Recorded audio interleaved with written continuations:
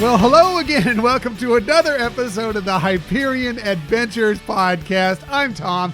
As always, I'm with my gorgeous, wonderful, super smart, hardworking, full of answers for your questions, wife and co-host, Michelle. You're so sweet. Thank you, honey. Hi, everybody. We're so glad to have you with us. We are recording this episode on Sunday, March 28th, 2021, as Michelle tries to get situated here with getting her computer in the right place. You'd think since we do this every week, this wouldn't It would be a plan already. No. And it would be easy. It's like, okay, it's like, the Three Bears situation. Like either my screen is too high or too low. I want it to be just now right. It's just right. It's not quite, but I'm willing to go right. with. Sorry. It's perfect. It's great. What a way to start the show. Thank you for joining us today. In the future, you can find us most everywhere you get podcasts. However, the very best place to find us is on our own website, HyperionAdventuresPodcast.com. And while you're there, I don't know if you've heard this before, but you can actually sign up for our newsletter, which would be really fun. I don't think we've ever brought it up before. I know, so it's they should know about the newsletter. Yes, it's just another way to kind of be in the Hyperion Adventures podcast world. We share with you what we have going on with our shows, other things outside of it. Sometimes there's some extra things that we throw in there, including this week. I believe that within the next day or two, by the time the newsletter comes out, my hair will finally be cut. Yes. The first people that are going to see the before and after of my haircut will be those who subscribe to the newsletter. Nice teaser for the newsletter. Good. And then eventually the rest of you will get to see it as well. But that newsletter will get to see how long it eventually got before and how short I eventually got it too. Right.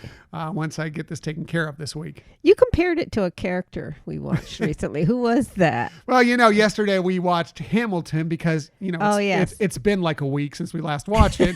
So we had to watch it again last night. And I think my hair is right around Lin-Manuel Miranda playing Alexander Hamilton in that show. It's about that same length, just to give you an idea before you actually get to see it in the photo, or if you haven't gone back to some of our pictures from our last Walt Disney World trip or our videos when we were doing videos that we actually recorded ourselves doing these shows. Then you check it out. But it will be interesting to see how it ends up. And it has been a long time since I've got my hair cut. Yeah, and I hope when they do it, it's to your liking. And I hope that after this, you won't have to worry about me talking about it anymore because I know I'm boring you about my hair out there. So yes, exactly.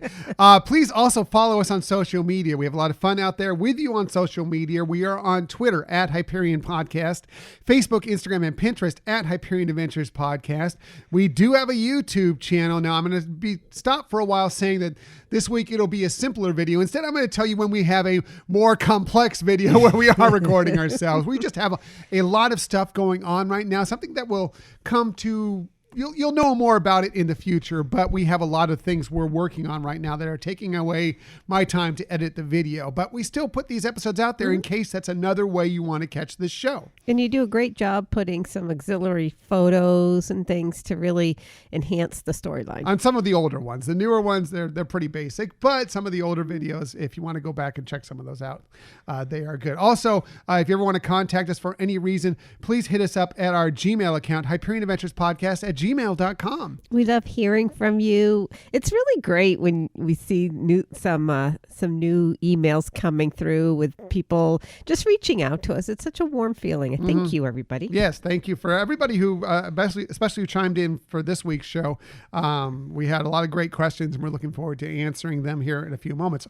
Also wanted to mention that in case you didn't know already, we were on the last week's episode of Theme Park Thursday with Delos Diz.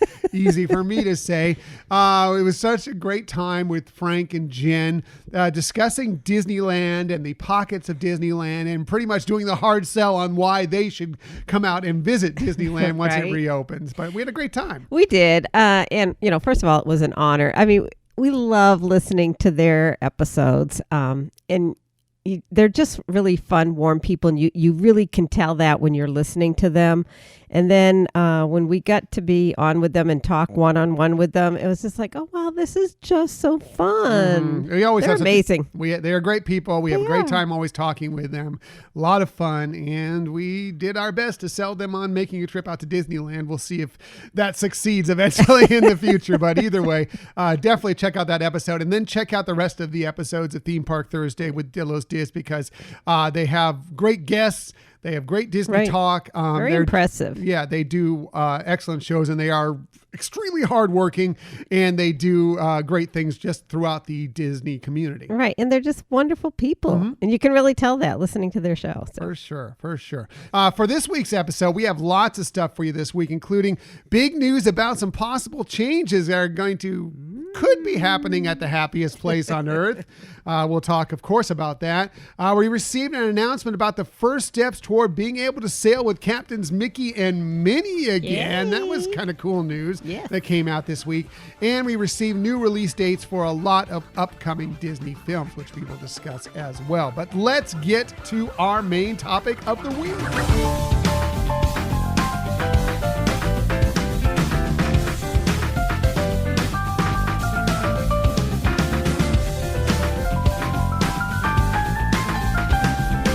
So yeah, we had so much fun doing this last year, right about almost exactly to the date, the same time. If you want to go back and find that episode, we did an Ask Us Anything episode in March, late March of last year as well. We just enjoy kind of letting you get to know us a little bit better. I mean, yes, we share our lives on the show. Right. We try and let you into what we have going on. But, sometimes we wonder about, we're talking into these microphones. We don't see you out there. What are you thinking about us? What would you like to ask us? So I feel like every once in a while, once every year, one of these Ask Us Anything shows is a good way to approach that. I'm going to put on my Candace hat here. Oh, boy. Do you ever take it off? No. Really? I know. It's like, oh, I hope they still like us. We had great questions this week. Yes. I'm really excited about a lot of these, and we're going to have a lot of fun with everything you asked out there. And again, even if you didn't get a chance to ask us a question before these came out, we're always happy to answer questions, Right. whether it be on the air, whether it be something you don't want to go on the show, just something that you wanted to contact us personally.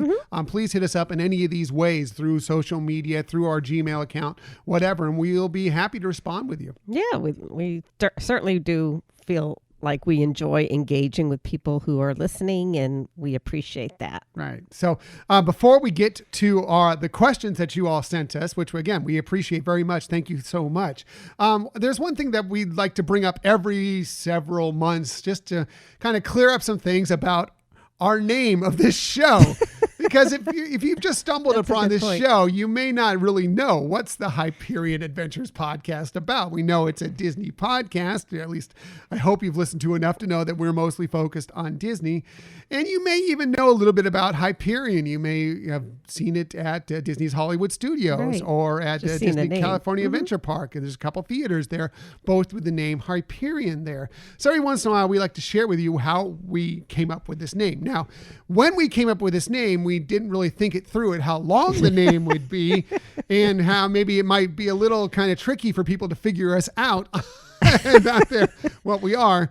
So, maybe it wasn't the brightest idea, but we thought it kind of set us apart. It was creative. Yeah. What we thought about was that, when Walt started the Disney company, his first studios that he made a lot of the shorts, the Mickey shorts and such, Snow White, was at the Hyperion Studios that were located down in the Hollywood area. And we kind of thought, well, we're kind of starting our adventure Right. like he started his adventure. So why not we do a Hyperion adventure? It's our adventure through Disney, through all the different fun things that we love about Disney. And so that's what we kind of expanded it to the Hyperion Adventures podcast. Yeah, and like I said, I think it's creative or symbolic to us, and we're glad that people were able to connect with it too. So Yeah.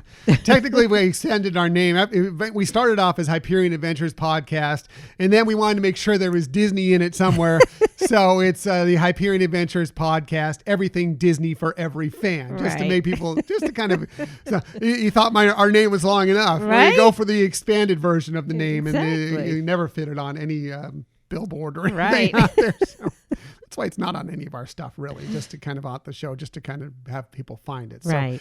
let's get to the listener questions. And thank you again, everyone. You sent some wonderful questions. We really appreciate some that really made us think, some that are just fun. Right. It's going to be a great time going through these. I know. And we were trying to at first think if we should divide it up. So some of them would be at least more of a, unknown before the episode, but it didn't really work out. And some really required some thought and planning. Yeah. So I do want to put out there that we both know all the questions. We both do know all the questions. I did. There's only a couple that I did think about some of these, but I kind of wanted to go off the cuff. I didn't make notes on most of these when I'm going in there. There was like one or two that I'm like, okay, I got to make sure I have notes on because they're a little trickier. But mostly, we just wanted to be able to go through them and answer them to the best of our ability. Right. So let's start with Jocelyn, who hit us up on Twitter. You can find her at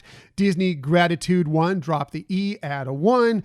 She is great. She's a great follow. Yeah, Please follow sweetheart. Jocelyn. Yeah, she's a really wonderful person. And her question was, what is one of your must-dos when visiting Walt Disney World? Michelle, why don't you kick that off? All right. And I put this thinking right now during COVID operations because we don't know how much longer all of that will be. So I'm not quite sure if it was to be like a specific activity or whatever. So in terms of park, it would be Epcot. Like if we were only going for one day, that would be the park that I would select.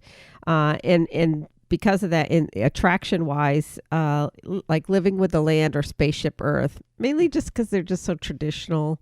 And again, bringing back fond memories with family and friends. So that would be mine. I agree with you on Epcot. If we could only do one park, it would be Epcot. If Right. you were going to Walt Disney World, it's rare that we go and we're only doing one Right. park. But if we were, that would be the one. As far as our normal Disney trips where we're kind of hitting at least 2-3 parks at least, the one thing that I have to do, and this is actually true of Disneyland as well. The one thing that I have to do is the Haunted Mansion because I love the Haunted Mansion. Now, I love Star Wars Galaxy's Edge as well, but, as far as things to do within it, do I need to hit the Millennium Falcon Smuggler's Run? Not necessarily. Rise of the Resistance, it's always a gamble whether you're going to get to go on it or not. But you can go on the Haunted Mansion if you want to go on the Haunted Mansion. So it's like at some point in the trip, I need to do it at least once, if not multiple times, because it is outside of the newer attractions. It's my favorite classic attraction Makes for sense. sure. Definitely. So thank you, Jocelyn. Yes. Appreciate that question. This one came from an email. It's from Scott in Minnesota, who connects with us often in email. He said, "Hey, Tom and Michelle. Okay, ask you anything you say. Challenge accepted." Awesome. He says, "We all know Tom is a culinary wizard." I don't know about that, but is there any dish that Tom has tried to recreate for the Disney Dishes blog that just wasn't up to standards, or what you remember from the resort? Or was there some funny mishap? Or did he burn his eyebrows off while trying to make Cherry's Jubilee? Did he mistakenly put curry powder in for paprika?" So those were his questions all bunched up into one. I'm going to ask you first if you can think of anything that was some sort of issue with something that I've created for the Disney Dishes blog. Not of anything that like you recreated that we have tried. I think that there have been some things that are newer dishes coming out at some of the festivities, and there were some, and mainly just things that maybe weren't what dish I would pick even if we were there, but it kind of solidified it for me. So maybe that would be one of them. Like the one of the more recent ones was the salmon tartare, right, with slider. the cheddar biscuit, right? Which is delicious, by the way. It is delicious. It is delicious. But for some reason, it made me think, okay, now that I've tried this, I don't need to try it there. There you go. Because I just did it that well. That's right. Right? That's sure. right. Absolutely. What about you, though? There is most of the dishes. When I approach them, I actually look for dishes that I'm pretty sure I can either do a copycat recipe for, or I actually have the recipe for, or whatever the case may be. So I kind of have that going in. Another thing that's kind of helped me out. There aren't many dishes that I could say that I've had issues with. Maybe I've had to tweak them slightly, but I haven't. But the fact that I was lucky enough to go to a culinary school where they taught us technique, where you learn more than anything else how to make certain dishes and how to put that technique to make something similar. So all you need to do is look at a dish and say, okay, so this is like this. If I've made this, if I can make this, I can make this other thing. True. Good point. One thing that I did have an issue with one dish was that I recently made it was a Guinness braised short rib pot pie. And when I made the short ribs perfectly. They were tender, excellently. Then I was making the gravy for it. And the first try for the gravy ended up being a little bit bitter.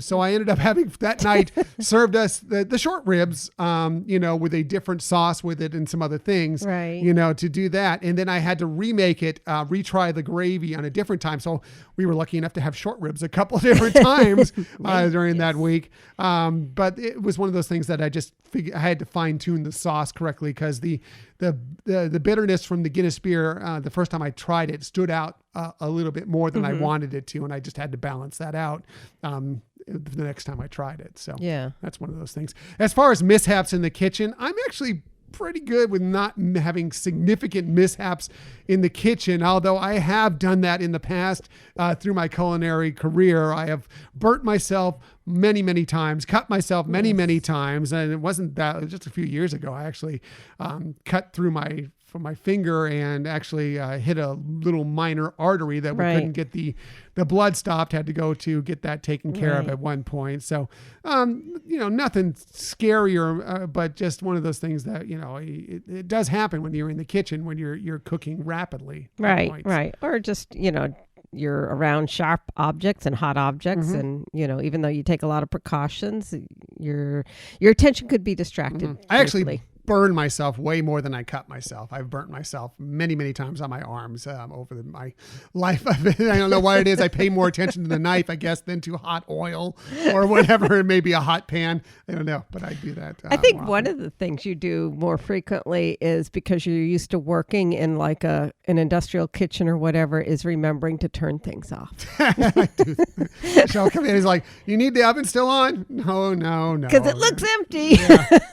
I'm usually trying to rush the dish out. As Michelle comes home, I want to get dinner out for her. So I'm rushing to serve it all up, get it out there quickly, and I forget to turn the oven off. So yes, she catches me on that all the time. That's very true. That's a good point. Very good point. So finally, he said, and another question for you. What is your favorite outdoor eating establishment in San Diego? And would you like to meet me there for dinner some night the week of April 4th? I'll be in town claiming my Qualcomm seats. Nice. RIP Qualcomm San Diego Jack Murphy Stadium, which just is fell this week.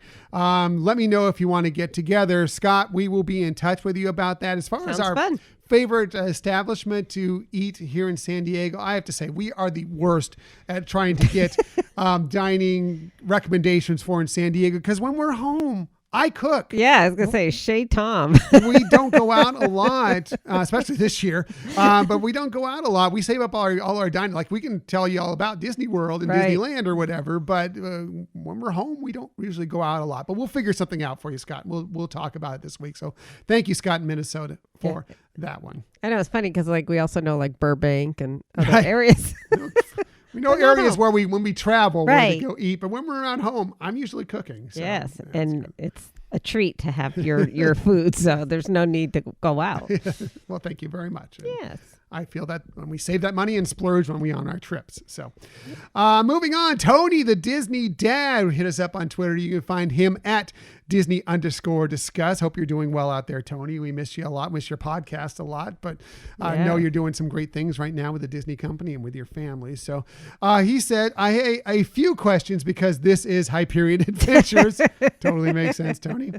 He said, I'd love to hear your thoughts. And now this is something that I'm going to say here right now. we are a very positive podcast. Right. We don't do normally topics like he's about to bring up here, but because it's an Ask Us Anything episode, we will broach on this subject. Although I have to say, I don't know what Michelle's going to do here, but I may, look on the more positive aspect of what he's asking here. He said, I'd love to hear your thoughts on the most overrated Disney attractions. Michelle, what are your thoughts? Yeah, you're right. It's hard because I think it's all mindset, right? And so it's like we're, like you said, we're positive in how we look at things. And I don't want to sound corny or anything like that. So the way I approach it was kind of more of, I don't know, trying to find something that I may say, gee, this attraction could be better, if, or something like that. And so mine was the Tomorrowland Speedway. And it's always, it's always crowded. But if you've been on the one at Disneyland, which is called Autopia, it is sweet. It's much larger course. It's larger course. It's more things to look at. You have also the potential for the monorail going overhead, and they always beep their horn. So it's just a little bit more exciting in that regard. So I guess I would claim it as that. And then the other thing, I don't know if it's considered an attraction. I think it is the boardwalk games at Disney California Adventure, and I think kids like that, but to me, it's like, that doesn't make it uniquely Disney.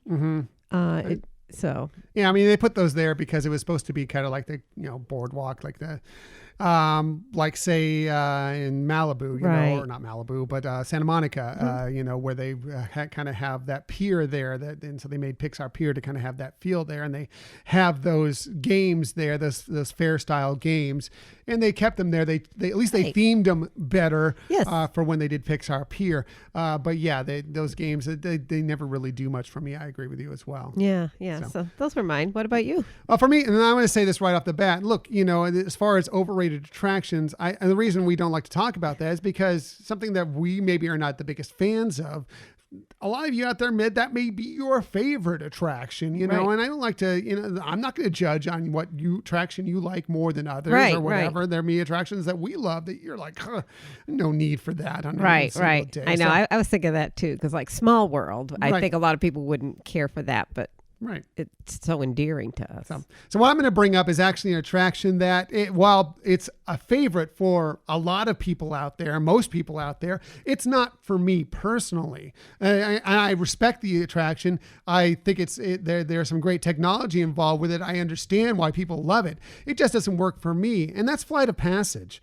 I think it's great. It's a really excellent attraction, but for the wait time and everything involved with it, and then I have motion sickness on it. Like every time I get on it, I enjoy a lot of it, but there are times I just have to close my eyes. And then it takes a little while to regroup afterwards.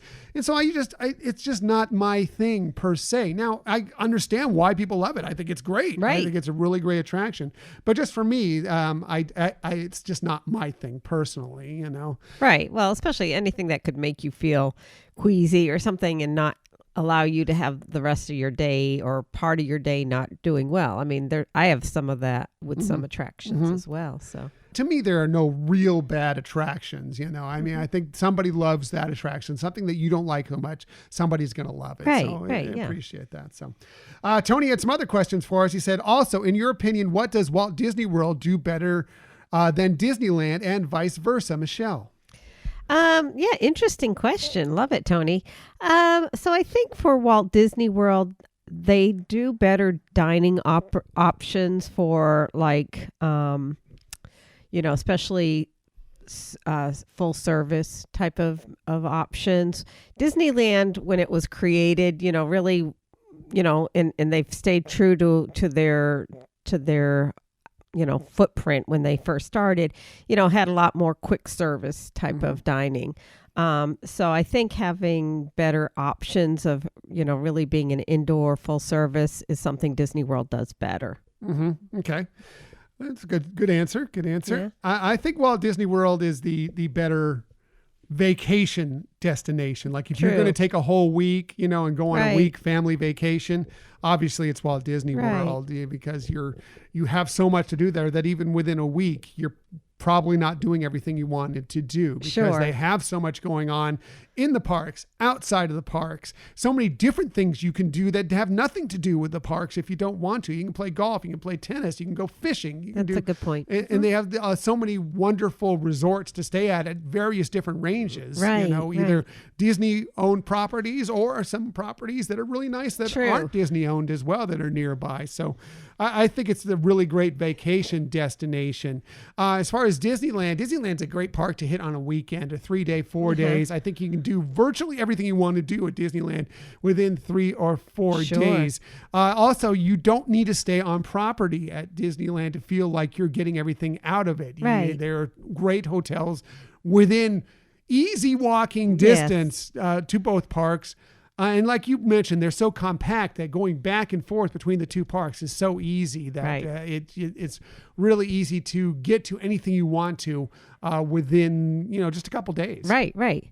Yeah, I mean, I think the other thing that Disneyland does better than Disney World is, first of all, their special themed events. I mean, when they have a nighttime ticketed event, they totally immerse you into that experience. I mean, even to the little details of the guide map being very themed towards what the event is, like whether it's been the 90s or the Sweetheart or Star Wars. And the other thing that they do really well and probably better than Walt Disney World are their holiday overlays. They have some for Halloween, they have some for Christmas. And I think they are broader at what they offer for that. Agreed. I love the different holiday overlays at Disneyland. I mean, they're trying to always bring back in the people that are nearby. It's mostly a locals resort, locals Right. park there. So you're trying to give reason for people that are within the area. Why should I come back to Disneyland when Right. I've already been there this year? And so, a change to Haunted Mansion or a change to Mater's Junkyard Jamboree or Right. whatever might give you more interest in going again. And So it keeps it fresh and, does. yeah. I like it. I like it that way. So finally, Tony asked, why exactly are Michelle's list the very best list? Michelle, why are they? I would say that they really are not the best list. I'm just really blessed to have the most amazing husband who claims that. But I think you have awesome lists. I do not. But Michelle's lists are the very best lists. It's just because she's just so great. So that's why. So. Moving on, Main Street Electrical Arcade. You just solidified what I said was the reason why my lists are better. But thank you. Okay. You say so. Because your lists are always the best. So, Main Street Electrical Arcade, hit us up on Twitter. You can find them at Arcade Main. He said, "Dear Hyperion Adventures, your podcast seems to have the momentum of a runaway freight train. Why are you so popular?" I like what you did there. That is actually something from The Simpsons. If you don't know, that was actually a softball question given to Lisa Simpson to ask Mr. Burns when he was running for office. And they had funny. dinner at the Simpsons house. So, I didn't realize that. Oh, cool. yes. But yes, our popularity does have the momentum of a runaway train. Yes. So thank you. I appreciate that. Yeah, That's a nice compliment. He said, on a more serious note, best Disneyland restaurants, because we are definitely going next year. Michelle, what do you think about best Disneyland restaurants? Okay. So my first funny answer is Corn Dog Castle. I mean, they make the best corn You're dogs. not going to find a better corn dog, at that's for sure. Disneyland, Yeah. for sure. Or the cart. The cart has Right, good I was corn going to dogs as say, well, yes, yeah. definitely. For Disneyland Resort itself, if you're specifically looking for table service, then I would say the Carnation Cafe. It's nice. It's right on Main Street. It does a lot of nods to Walt, having like Walt's chili and some fried chicken and things like that. A little pricey, but if that's something you want to experience, they do provide that experience for you.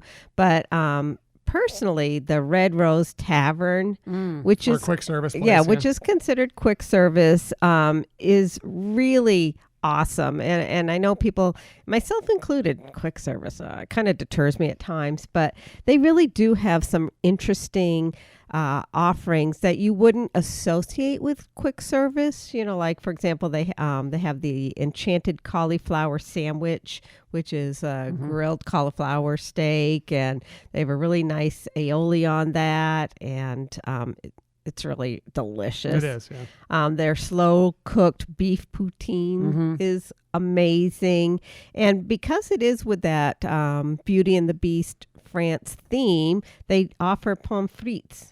Garlic pommes frites, which yum. With a lot of garlic. It's a lot of garlic on those. And it's really nice too if you, when you're inside, whether you're just picking up your food or if you're going to sit inside, you can do inside or outside seating. It's subtle, but they really have some cute nods to Beauty and the Beast, and it's kind of nice if you take the time to look. It's very woodsy looking, anyways. And then for Disney California Adventure, Lamplight Lounge, for sure. And 2 words, lobster nachos. Lobster nachos all day long. Yeah. Baby. All day long. Yeah. So what about you? By the way, the Lamplight Lounge also I recommend highly for their brunch. Their brunch is, yes. if you can get that booked, that is excellent as well. They have great food. Right. Mimosa flight that's out of this world as well. Really good stuff. I agree with you on the Lamplight Lounge. I as far as Disneyland, I also want to add Jolly Holiday Bakery in there. Great sandwiches, soups, salads, and you won't find a better deal anywhere than the Jolly Holiday Special, which is half a grilled cheese sandwich and a bowl of soup. Right, and that grilled cheese is on sourdough. Yeah. Actually, it's a whole grilled cheese sandwich, I believe. But it's a grilled cheese sandwich and a bowl of soup, and it's tomato soup are really, really good. Highly recommend that. I think Flo's has some good food and great views, great ambiance over at Disney California Adventure Park. I actually think Disneyland has excellent food throughout it. I think whether it's quick service, whether it's table service, you're going to find better spots. Also, Carthay Circle, both the lounge and the restaurant itself. If you were looking for something a little bit more upscale, I would recommend there as well if you can get a spot in it. And that's a very popular spot as well. So, exactly. There you go. Moving on. So Doug hit us up on Facebook. He said, what's the first thrill ride you'll ride when you go to Disneyland next? Michelle, what's the first thrill ride you'll ride when you go to Disneyland next? Well, if we could get a boarding pass for rides, obviously that would be one. But Matterhorn, I think would be my pick. Yeah. Traditional. It depends if you consider Rise of the Resistance as a thrill ride. I don't know if it's a dark ride, a thrill ride, whatever you want to call it. If you go by the classifications on their website and specifically ask thrill, they call it a thrill ride. They call it a thrill ride. I think it's a little more of a dark ride, but I get it. I can understand that. So. Yeah. The other neat thing that they have on their website is if there is an attraction that is from the original, it'll say original 1955 attraction very cool. on the description. Good to know. And just when you go a list. So I never noticed that before. There you go. It's pretty cool. Nice. Yeah. I agree with you on the Matterhorn. That's a distinct possibility. Also Big Thunder is a possibility as well. Too. But we can do Big Thunder at Walt Disney World. Right. Matterhorn is distinctly Disneyland. It's nowhere else. And it's just one of those things that we love. And we'll probably do that. One of the first things we do when we go back there. And he went on to ask, what things did you most take for granted at Disneyland Resort? And that was an awesome question, and real thought-provoking. And I think the things that make it very endearing or special to me, I really, really missed. It's funny, growing up on the East Coast, I always thought Walt Disney World was far and above the best in everything Disney parks could offer.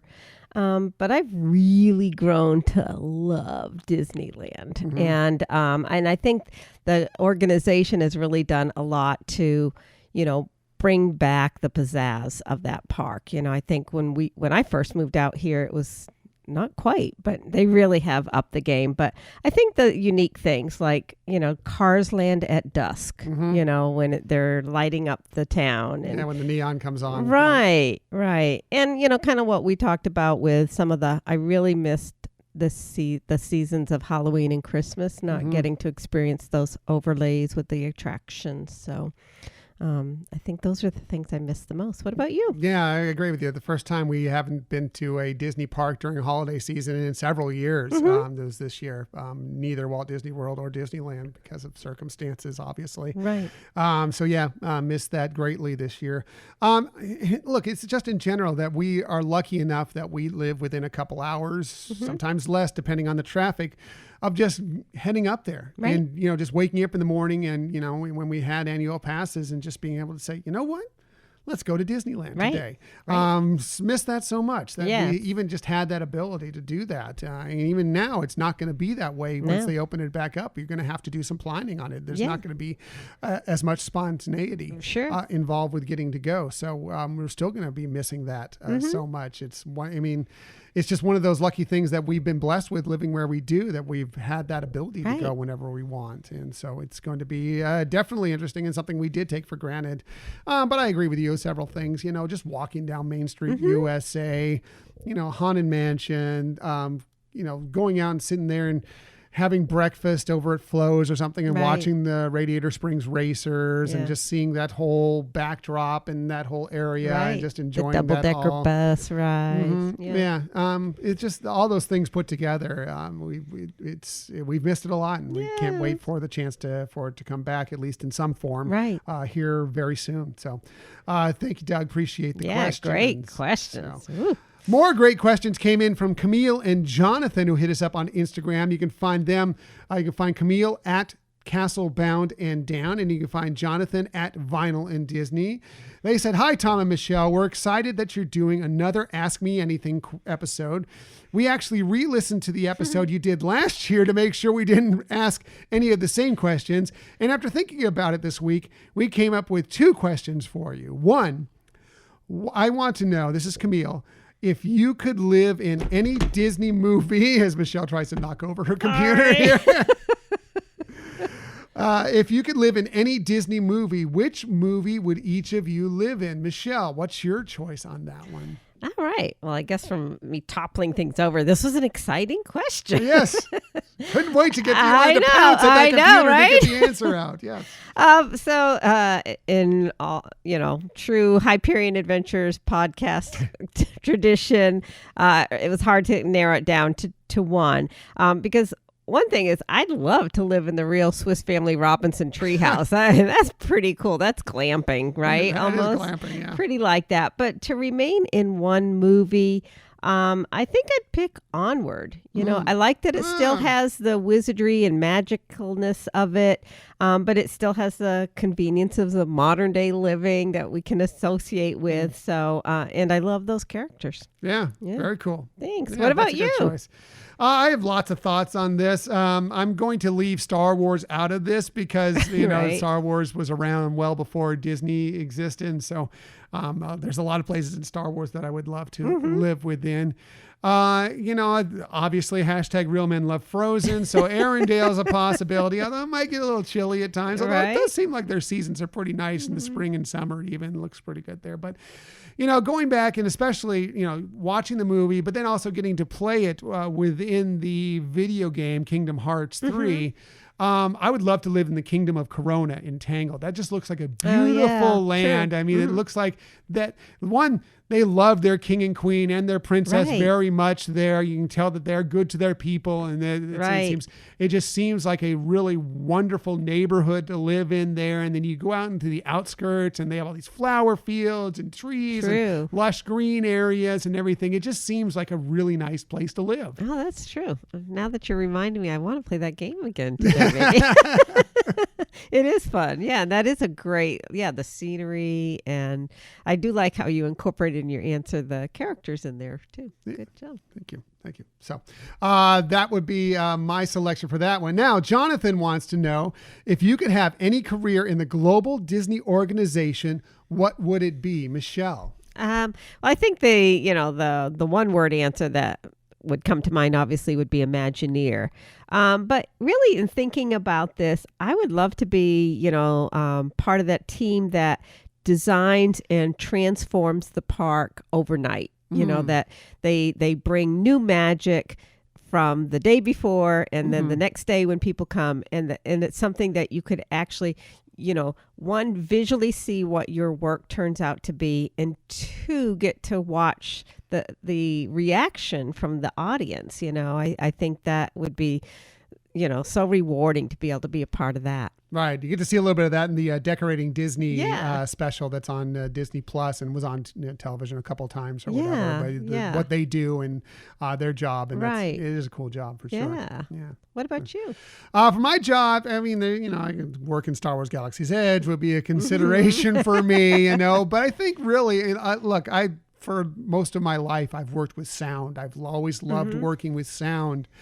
And I would love to. And it's funny because I have this shirt that is a Skywalker sound shirt. And I put this shirt on, and apparently no one's seen this shirt before because I get asked multiple times, like, Right. if I work there. Right. And some people are like really just assume that I work Yes. there because I wear this shirt. I would love to actually work there. I think Skywalker True. Sound would be an amazing place to work. Yes. And that would I know it didn't start out as Disney, but it is a Disney company now. And I Right. think that would be it. Now, if you want to do more classic Disney, I don't know if it's classic Disney. I guess it's brand new within Batu. I'd like to be one of the people that helps guide people through building the lightsabers and tells the story of it and everything. Right. From what I That understand, would be cool. having not experienced it yet, I understand that that's a really cool way to go through Right.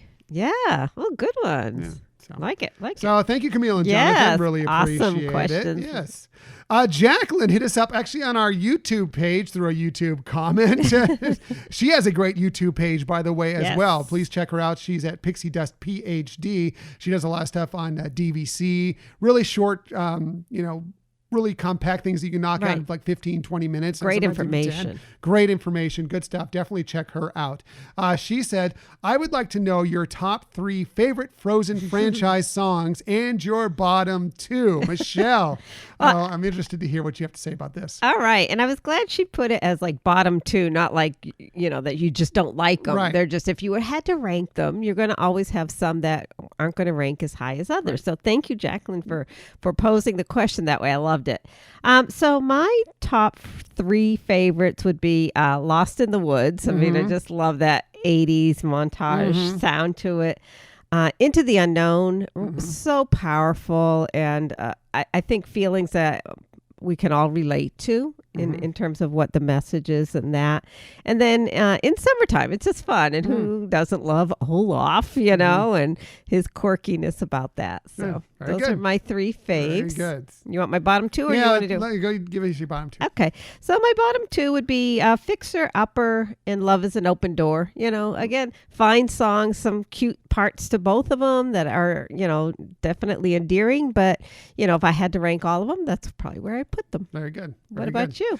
Yeah, I would agree with you about the, Megan, glad that she asked bottom 2, because I'm going to say it right now. There's no Frozen song. I went and looked through them again just to be sure of this. There's no Frozen song that I do not like. Right. I like them all. I think every movie has great songs throughout it, and I really love them all. So it's just a matter of ranking them in some way. Sure. As far as my top 3, I Lost in the Woods definitely is up there for sure. The other 2, Show Yourself, I think is really, really well done. And of course, Let It Go. You know me. Right. Let It Go it's like the peak for me, and I'll never let that go. So as far as the bottom 2, again, this is really tough for me.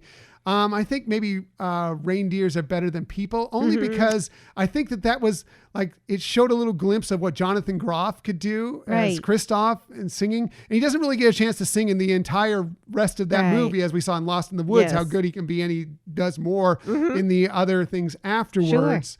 Sure. It's not a bad song. It just makes me want to have more from him throughout it. So that, and then I guess, if you want to build a snowman, but the extended version, just because it absolutely wrecked me when you hear the extended version, which I don't know if you, we're going to be doing our Disney songs that made us cry, our 5 favorite Disney songs that made us cry, volume 2, coming up here in a few weeks. Right. That may make an appearance in there again. If you don't want to wait that long and want to go back to our original episode and hear it, believe me, you have to be prepared for it, because it will demolish you. And, you know, It is great. And so I think just because it demolished me, that's why. Right. I get that. And we will have different songs on our volume 2. I want people to realize it's not going to be a repeat of the No, same there's been thing. new songs that have made us cry have come out since then. So, Really? Yes. Every song makes me cry. So, thank you, Jacqueline. Yes. Really appreciate your Sweet support with question. our YouTube channel. And again, check her out on YouTube as Definitely. well. We got hit up by Charles. He hit us up with an email. Charles, of course, with Pat on the Conversations podcast. And so, of course, he has a Star Wars question for us. He said, "Hi, Tom and Michelle.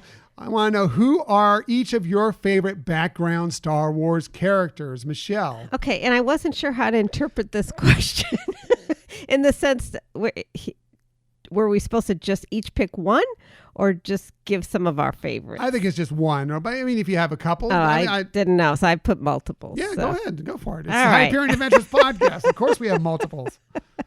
So yeah, I had 4 that I mean, I could have probably picked more, but Aunt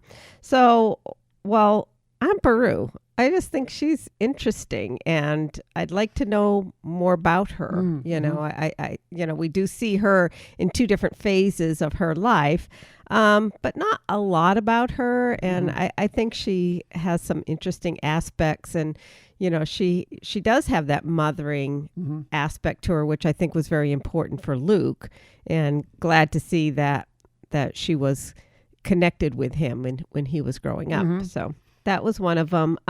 Similarly, and I'm not sure I'm going to pronounce these names correctly, Lor San Tekka from Force Awakens. I remember when that movie came out, he was a riveting character to me. It's like, oh my gosh, he's got so much knowledge and backstory, and I thought we'd hear about it, and we never did. I think there is more about him in some of the books that have come out. Right. But yeah, you didn't get anything more in the movie. Yeah. But I thought, he was, I felt like he kind of commanded the set when he was on screen. And then 2 kind of comical ones. Will Rohood, who's carrying the ice cream maker. Yes. I just love that. And So much so that we have our own now. That's right. Yes. That's right. And I think it's pronounced Kabi or KB from A New Hope. He's the one that is, reaching for the drink at the bar. I mean, anyone who can, want a cocktail that badly, I can relate to that. You can relate to not being able to quite reach the bar there. Yes, and give it to me. Yes, I'm ready for it, kind of thing. Very nice. Thank Good, you. good. Thank you. So what about you? I only have one. I'm going to go with Nine Numb, who you may know if you The name's familiar. Yeah, if you think about Return of the Jedi, he is the co-pilot with Lando Calrissian, kind of the alien species who is very expressive, whether he's frightened, whether he's laughing or whatever. He is also, he makes appearances in the sequel trilogy as well. He's a Resistance fighter pilot, and he is at Star Wars Galaxy's Edge. Yes. He's one of the pilots that helps take you into Rise of the Resistance. Right. So because he's in all those things, I always just thought he's kind of an interesting character. He seems like a hoot to hang out with. Right. What a great choice. And he's apparently a really great pilot. Yes. So, I would like to know more about him. So that's why I went with him. Very nice. Good choice. Thank you. Your choice is excellent as well. Finally, we finish up with our last question from the day, and that is from the people that we made an appearance with this last week on Theme Park Thursday. Yes, this one came from Dillo's Diz. You can find them on Twitter at Dillo's Diz, Dillo's with an S, Diz with a Z. They said, if you had to build a team of Disney/Pixar animated characters to compete against the San Diego Padres, no one's competing with the San Diego Padres this season. Come on. What's the lineup and what position would they play? I have a feeling this came from Frank because Frank is a huge baseball fan. So, Michelle, do you have a list out there? Do we want to just do back and forth by position? Sure, we could do that. So why don't you start? Okay. So are we going to start with pitcher? Yeah, when we go through. Yeah. Okay. I think I took the same lineup that you did. And kind of did similar. Yeah. I deleted them as quickly as I could so I wouldn't remember. So I don't think there's duplications, but I don't know because I did it really fast. Okay. Ian Lightfoot. I thought, he could do some really tricky pitches there. That's true. It's got some interesting magic there. Yeah. Right. I You like know, it. and he did play ball with his brother. That's and right. So that's who I would Interesting there. choice for sure. Thank you. What about you, pitcher? My pitcher, I went with Goofy because, Goofy Yeah. taught us baseball. True. He taught us how to with baseball. So, and I figured, hey, he's got to be the master. He's learned some things with all Right. that how to. Exactly. And he's going to have the best pitches. So he was going to be my pitcher. What about your Yes. catcher? Who's your catcher? Catcher Anger from Inside Out. One, I think, it'd be easier for me, shorter. But I would just love to see the banter between Right. him and the pitcher of trying to decide which pitch to throw. I think it would be a hoot. You are not going to go against, you're not shaking off anger. No. You're not shaking off anger. That's a good point. What about you? I'm going to go see with catcher. I think you kind of want somebody that's pretty smart because he's kind of the coach on the field out Yeah, there. that's true. Knows the pitchers, but also can kind of get in the batters' heads a little bit, can say that snarky thing when you want to. And so I thought Nick Wilde would be great, Yeah. as the catcher. I think he's smart, but Right. he's also knows how to zing in there once in Yeah. a while, and I think he Good would be a one. great catcher personally. That's true. Like it. So what about for first base for you? Tramp from Lady and the Tramp. I figured, hey, he could fetch a ball and tag the guy out pretty There you go. routinely. Right. Nice. Thanks. Yeah. What about you? I went with somebody who's kind of long and gangly, and I figure could, get the stretch going when the throwing across the field or whatever, would still be able to hit, would be, a lot of times I feel like the first baseman is kind of that cheerleader for the team. A lot of Right. times it's kind of the captain of the team. So I went with Woody. From Toy Story because I thought Woody kind of fits that role perfectly. I guess that's true. And he might be first base. You don't need to be super coordinated for it. I think you don't want him running around out in the outfield. No. He kind of runs like a baby giraffe out there. Right. So I figure that maybe first base is the right spot for him. That makes sense. That's good. And I'm glad you put Woody in the team. I tried to think of a place to put him, and I just felt like the running just kept sticking in my head. And it's like, no, there's just no place for him. Very good. So what about for second base for you? Second base, I put Pocahontas. I figured she's a fast runner. She can do it even without shoes. So good on her. All right, very good. Yeah. What about you? Yeah, for second base, I also went with a female character, someone who I felt was fairly athletic, acrobatic, but also smart. Would be a strong middle infielder, Right. and would be a good team leader. And that's Mulan. I thought Mulan is a nice. really good second base person that Yeah. would fit into that role very well. Very cool. So, what about your third baseman? Now that you said, going back to your thing, maybe we should have done an all girls. Interesting, yeah.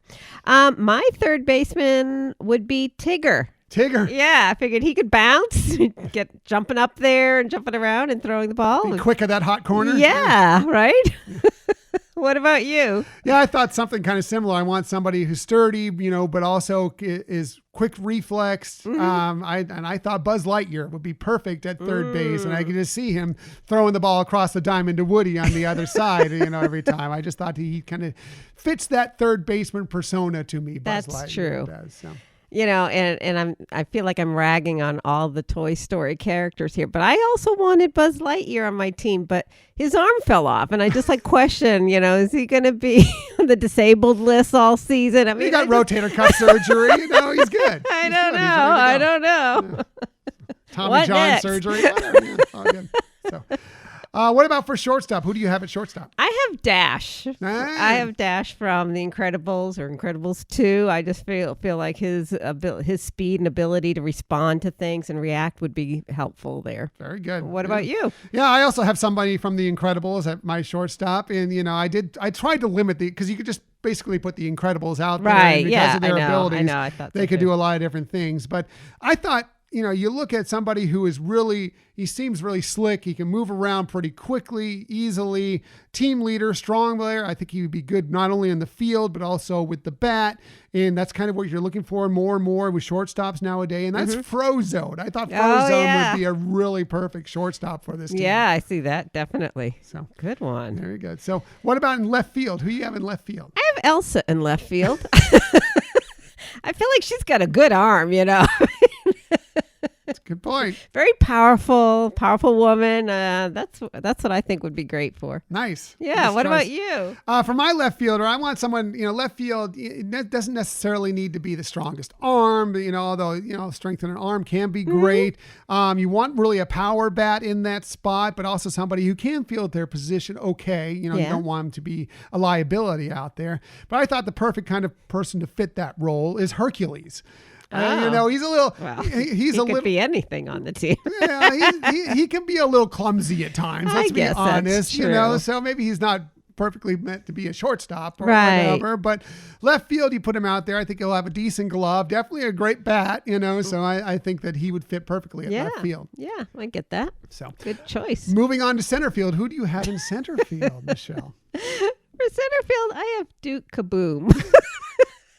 Mainly because I just want him on my team. And I figured, where's the least likely? Yes, Canada. Yes, he's got the enthusiasm. So I just wanted him there. Perfect. I get it. You just wanted a spot for him. Right. Does he get the motorcycle or not when he's out there? In the I field? do think it's like a part of him. It's an extension of him. What about you? For my center fielder, I wanted somebody because I think that my left fielder, although, he definitely can do some things. Maybe a little clumsy out there. Right field, I'm not so sure about. Again, I want big bats in those positions. So I want somebody who can cover. You really want a great defensive center fielder. Right. And I figured there was somebody who could cover a lot of ground very easily without even really having to move. And forget trying to get a home run over this person. It's just virtually impossible. And that's Elastigirl. You're not getting anything past Elastigirl. She's just going to stretch those arms and legs, and she's going to get the ball wherever it may be played. Choice. So that's why my center fielder is Elastigirl. That's awesome, baby. I love that. Yeah. What about for right field? Who do you have in right field? I have Maui in right field.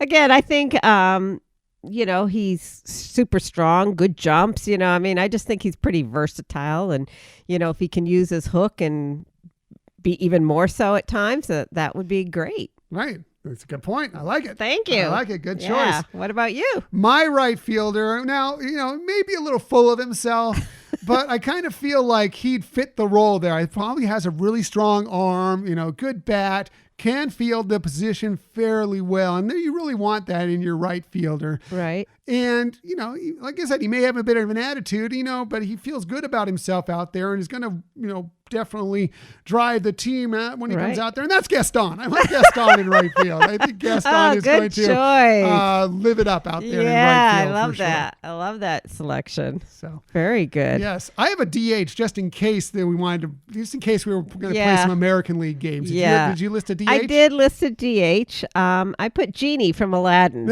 Yeah. I figured, we've seen him do some baseball moves in the movie and at least the animated movie. And, I just feel like he's, pretty all around helpful and could really be strong as a hitter. Nice choice. Thank I like you. that a lot. Good choice. My DH, I figured I need a guy who's going to be strong with the bat, be able to hit, but maybe is pretty clumsy. And you don't really want them in the field if you don't have to. So I went with Wreck-It Ralph for my DH because I think that he can get up there and knock the cover off the ball when he's at the plate. He's going to True. He's going to hit that ball pretty darn hard. That is true. true. But if you're trying to put him out there anywhere in the field, he was probably going to struggle a little bit. So that's why I think DH is his role. That's a good plan there. Yeah. I felt like Baymax should be on the team somehow. I tried to fit Baymax. But maybe as a third base coach or something like that. He could be the team trainer. Yeah. He'd be having to spend all his time fixing up Buzz Lightyear's arm. Right.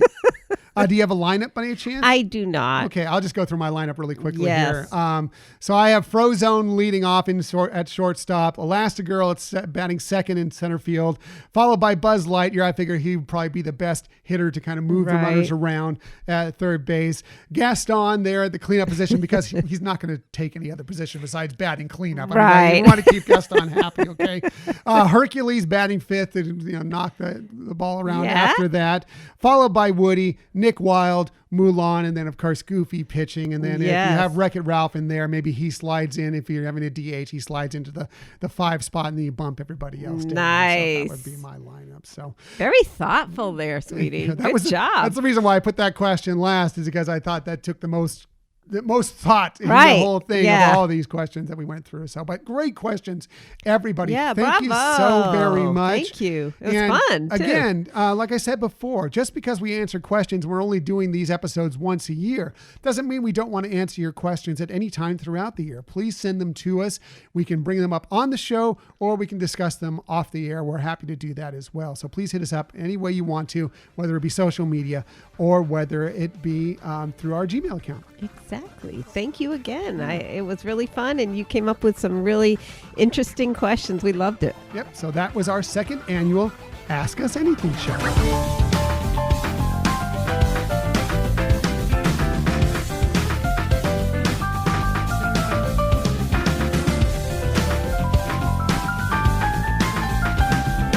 All right, once again, we're running long, so let's get to our Disney stories of the week very quickly. And of course, I want to start with the big news about some possible changes that may be coming to the happiest place on earth. This was really interesting news that happened late this week. Yeah, it was exciting. Yeah. Visually stimulating. Yes.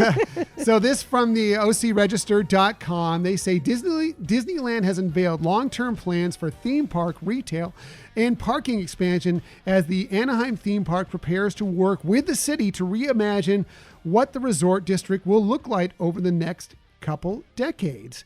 Disney will be asking the city over the next weeks and months for more flexibility in how it develops company land planned for specific uses in the 90s to be able to add a mix of theme park, hotel, retail, dining, and entertainment on the eastern and western edges of the Disneyland resort. The overall footprint of the resort area would also would not increase in size. So it's just kind of keeping it in with land it already owns. Right. And, it certainly makes a lot of sense. They have that property. Some of the other plans that they were first looking at, didn't make it through, and probably good considering what all happened, that, it wasn't going to be a lot of just hotels and stuff like that. But really interesting ways to creatively expand what the offerings are to the parks. And I think that'll be good moving forward as how things go. There is a big, like we've talked about in Southern California, there's a big demand to be in those parks, and more space is going to be, and more attractions is helpful. For sure. When this first came out, it looked like, they're going to do a third gate, a third park. Right. But the more you look at it, like, no, this is not what that is. And they even talk about that in the story here, that if you really look at, and they did provide, an illustration of what it might look like possibly. And what it is expansions from both Disneyland and Disney's California Adventure Park into the areas next to the Paradise Pier Hotel and the Disneyland Hotel and some of that land there, as well as kind of refurbing that area where downtown Disney, where they originally had closed off a lot of the places expecting they were going to build a hotel there, but that got shut down by the city council. So those kind of places have been sitting mostly vacant for the last couple of years now. So kind of reimagining that as well. Now, whether any of this comes to fruition, we don't know. Right. But the idea is that they're putting out more than anything else is like, we want to do this. We want to work with you, Anaheim City Council, to try and start making this happen, start this expanding this area. Yeah, I think it's a win-win for the city and for people with getting more jobs and things like that and having more fun. Yeah, and look, the one thing with Disneyland is it's very limited. There's so much, unless they were just to buy out a bunch of hotels and various places out there just really isn't any land for them to do anything with. So they have to kind of use what they already have. So if they could find some ways to work around that, that's great. Now, another thing that they shared on the western side was it looked like it was going to be a kind of a hotel / a little bit of a theme park / retail area. That's what is now the Toy Story lot. That's also a possibility as an addition as well. So we'll see if what comes of this, if anything, but at least they are looking to move things forward. Right. So exciting. Yeah. Moving on, we received some great news about the first steps toward a return to sailing with Captains Mickey and Minnie this week. It was Yeah. kind of cool. Yep. So this came from the Disney Cruise Line blog. They say Disney Cruise Line is joining in on the resumption of domestic-only cruising in Europe and planning to offer magical staycation sailings for United Kingdom residents only this summer under the name Disney Magic at Sea, which will be available for a limited time from United Kingdom ports. Yes, exciting just to, be able to get the ships back to, having passengers on board and offering the fun services and guest activities that they are well known for. Mm-hmm. So the Disney Magic is already over there in Europe. It's last I saw it was in Dover when I last checked. So it is kind of gearing up for this. And what they'll have on the Disney Magic, they'll plan to sail mostly 2, 3, and a couple 4-night voyages, sailing round trip from London. Well, not technically from London. I think that would be London Tilbury. That's together. Right. So that's a port. Newcastle, Liverpool, and Southampton. So they're going to come out of different ports throughout the UK. They say they will be implementing multiple layers of health and safety measures, considering guidance from the UK government, health authorities, and medical experts. This includes COVID-19 testing, health screenings, face coverings, reduced guest capacity, physical distancing, and enhanced cleaning. So, it's just good. It's a start to show that they can do this right now, that they can get out there and cruise. Right. And since the UK has cleared that this is a possibility, they can't visit other ports, but you can get on there and have 2, 3, 4 days to enjoy yourself aboard the ship, which we love anyway. Right. And I think it's helpful to be able to demonstrate to the CDC, what can be done safely, what all the precautions that would need to be put into place so that they could expand that industry back here in the U.S. Yeah, and there are also some plans right now to be sailing out of the Bahamas, I believe, coming up soon that are going to be, they're not sailing from the U.S. coastline itself, but some other cruises, not Disney Cruise yet. At least they haven't spoken anything or mentioned anything yet, but some other cruise lines are sailing within the Caribbean themselves, coming from foreign ports. Right. So that's also a possibility as well. But just great to hear. Can't wait for Disney Cruise Line to come back. We still have a Disney Cruise booked for December that we're hoping will come through, but I think by then we're going to be hopefully in good shape, knock on wood. Right. We'll see. So anyway, is that your head? Yes, pretty much. Disney Magic at Sea staycation sailings are expected to go on sale in April 2021 for any of our UK listeners out there. So hopefully you get a chance to do that, and let us know how it goes if you get the chance to sail on the Magic. That would be exciting to hear about. For sure. Finally, Disney announced a slew of release dates for their upcoming films this week, both in theaters and on Disney Plus. So just going to go through these really quickly here. These came from D23.com. Disney's live action Cruella and Black Widow, which we've been looking forward to for more than a year, are going to be debuting in theaters and on Disney Plus with Premier Access at the same time. So kind of cool news that, depending on what your comfort level is, what your theaters availability is in your area, that you will have the chance to see these films. Yeah, kind of exciting that there's a possibility of some more, going to the big screen. But, sometimes it's fun just to be at home and enjoy the movies there. You'll give you your opportunity to do what you feel comfortable with, how you want to approach these films. Of course, you will have to pay for them. They're not going to be on Disney Plus as they are. You will have to pay the Premier Access if you wanted in Disney Plus, or of course go to the theater and pay for the theaters. But it's great that they're going to be available for you. Cruella will be debuting on May 28th. And Black Widow will be on July 9th, and that's pushed back. Originally, I think Black Widow was going to debut in May.